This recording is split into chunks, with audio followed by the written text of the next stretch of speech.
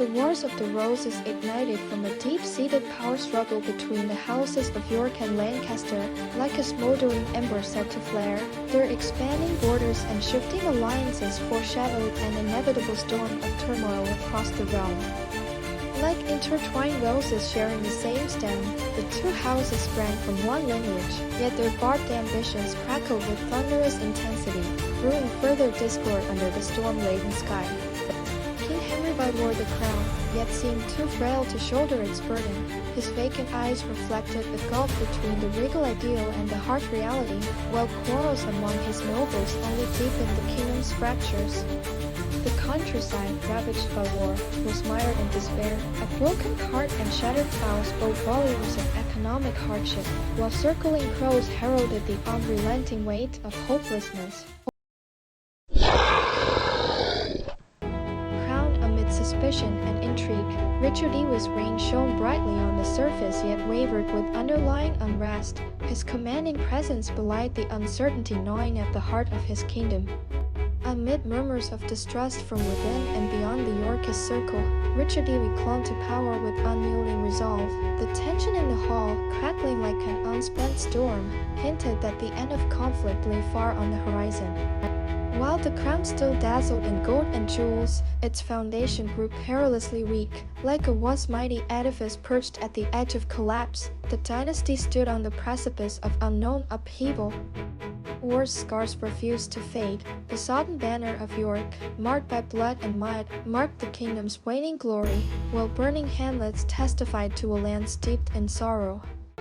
In distant Brittany, Henry Tudor forged his resolve in silence. Dreaming of the English throne, he braved the briny winds, each gust a promise of the day he would reclaim his birthright. With astute diplomacy, Henry garnered French support, transforming the map of England from a distant dream into a concrete plan. His eyes glowed with the fire of an imminent campaign.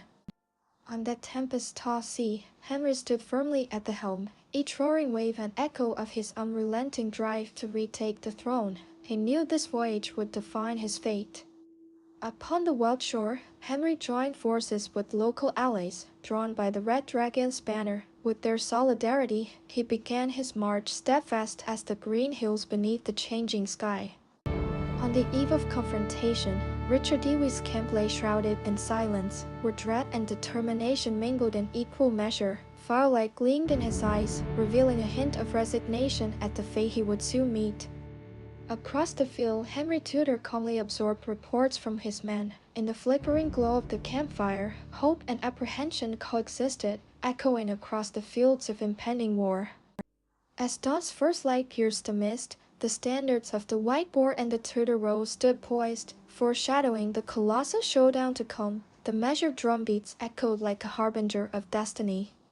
Soldiers honed their blades in tense silence, each rasp of the whetstone fanning the embers of dread. In the hush of that final vigil, the looming conflict weighed heavier with every heartbeat. The Battle of Bosworth commenced under a sky tinged with anticipation. As Henry Tudor strode forward bearing the promise of unity, the sun's rays glimmered upon his armor, lending a fierce glow to his determined stride.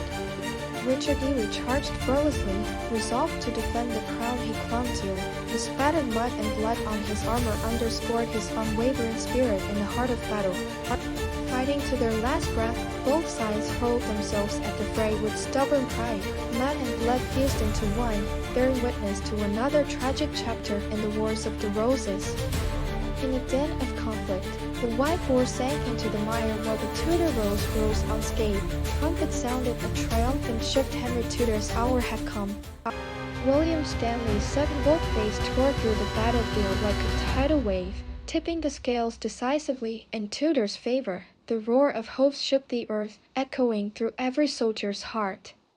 Richard Ewy refused to yield until the last, but Stanley's betrayal delivered the fatal blow to his determined stand, unraveling the frayed threads of his defense.